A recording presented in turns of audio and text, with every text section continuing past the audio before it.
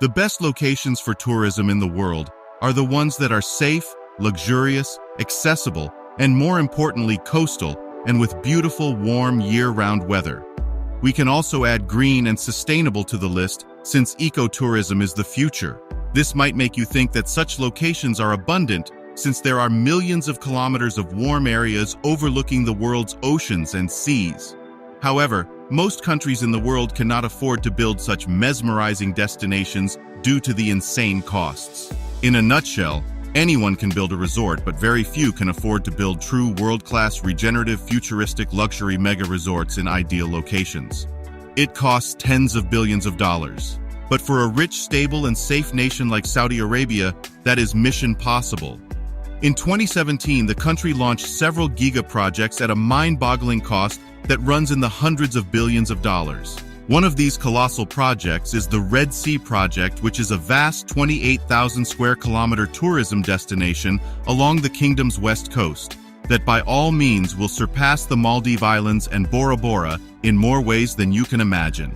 Let's take a close look at this magnificent, one-of-a-kind tourism giga project. The Saudi motto when it comes to mega projects is simple: make it unique, vast, luxurious, and green. It is actually a very sensible and reasonable approach because, let's face it, tourism has become a source of pollution and destruction for the environment. In the past 2 decades, the number of tourists traveling internationally more than doubled to reach a staggering 960 million people in 2022 alone. This growth also meant pressure on the environment. In fact, the pressure on oceanic ecosystems is so high, some top destinations in Asia, among other places, had to shut down beaches to rescue their resorts. This meant 2 things for the firm Red Sea Global, which is developing the Red Sea Project. It is an economic necessity that will transform the kingdom, and it has to be based on regenerative tourism. Simply put, it has to be green and good for the surrounding environment. The philosophy of regenerative tourism rotates around bringing a positive impact on the local system, both environmentally and socially.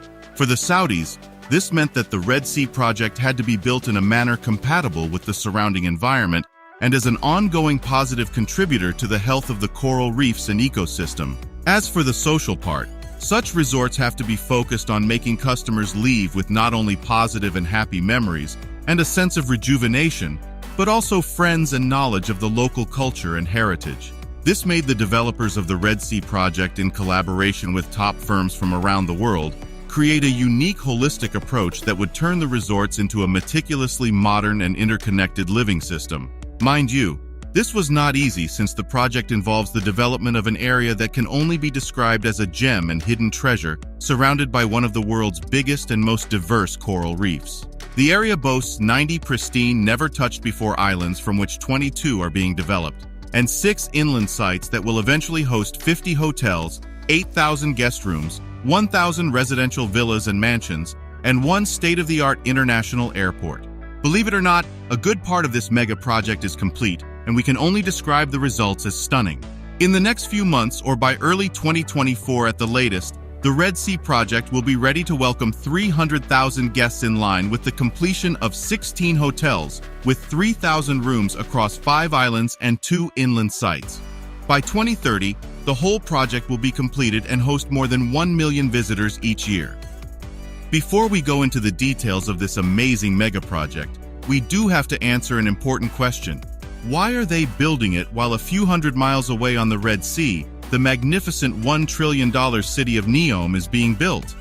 It is sort of mind-baffling because Neom is huge and already includes the year-round snow resort of Trojena and the luxury sea resort of Sindala. The answer is basically because they can afford it while setting new standards, and also to compete in the incredibly profitable global hospitality sector.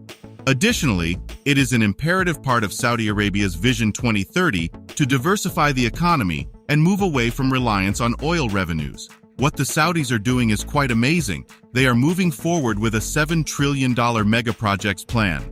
Not only are they transforming the whole country into a green, sustainable, regional, and global powerhouse, but are also creating a supply chain for green fuels such as hydrogen for planes and cars. Their confidence is also very intriguing, not because many of these mega projects are complete or are under construction, but rather because their predictions are quite impressive. For example, they expect more than 1 million tourists to visit the Red Sea project every year, but since long-term sustainability and the environment are a big issue, they are planning to cap the number of visitors at 1 million per year. I think it's time to look at some of the details in more depth. As we said before, the Red Sea Mega Resort spans over 28,000 square kilometers with an archipelago of more than 90 untouched islands. But what we did not say is that it boasts crystal-clear, pristine beaches, dormant volcanoes, sweeping desert dunes, mountain canyons, and many ancient Saudi historical and heritage cultural sites. The weather is nice and warm throughout the year with very little rain in the winter. More than 50 million mangrove trees are also being planted to beautify the already breathtaking scenery.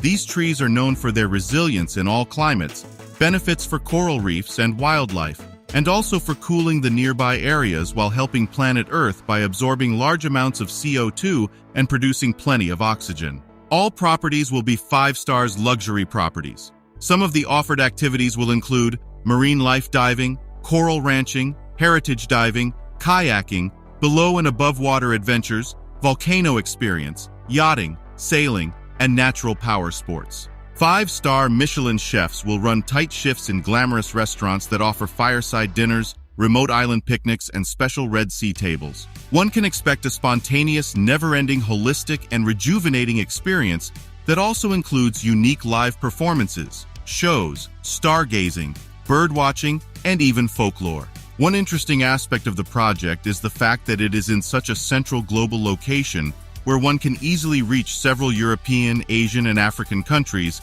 in as little as 3 hours by plane. Mind you that more than half of the world's population can access this wonder in as little as 8 hours in flight time.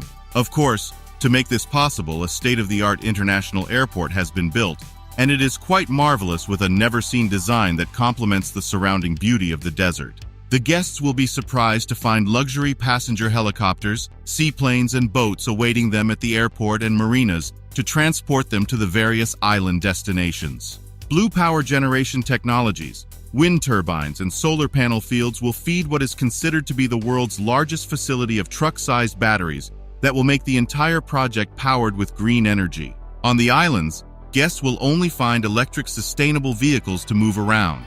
A variety of yachts, including luxury large ones, will be available for rent to cruise around the islands. Some of the names involved in the management of the islands include Ritz-Carlton, Rosewood, SLS, St. Regis, Intercontinental, Raffles, Fairmont, and Six Senses. Such names alone attract celebrities, billionaires, and royals. A 1 million square meters landscape nursery, dubbed to be the largest in the region, has also been built and is now fully operational. It will provide more than 25 million plants for island resorts. Additionally, the nursery is a destination for guests where they can touch, smell, and feel a wide collection of rare plants, shrubs, and trees. Let us shock you now with some of the unique architecture and designs involved in the soon-to-be-opened first resorts. Created by the world-class architectural design firm Oppenheim Architecture, Desert Rock is an engineering marvel, an in-mountain hotel with rooms and suites built directly into the rock and stone. The Shebara Island is also an engineering wonder with a very unique design. It features futuristic steel orbs that float over the water, reflecting the sea, sky, and reef below. The island also features white sand beaches and the ultimate spot for snorkeling and diving, thanks to a 30 to 40 meter reef drop-off close to the beach. Golfers in particular will enjoy Shura Island, which features 11 luxury hotels and resorts, a gorgeous 18-hole championship golf course, its own beach club, and a yacht marina. Umahat Island also seems to already attract billionaires since it will be home to the prestigious St. Regis Resort and a Ritz-Carlton Reserve. These are just a few names to keep in mind when packing and booking your ticket for your next vacation to escape winter. Thank you for watching. Please do like, share, subscribe, and hit the bell icon as we continue to bring stories of the world's most spectacular mega projects.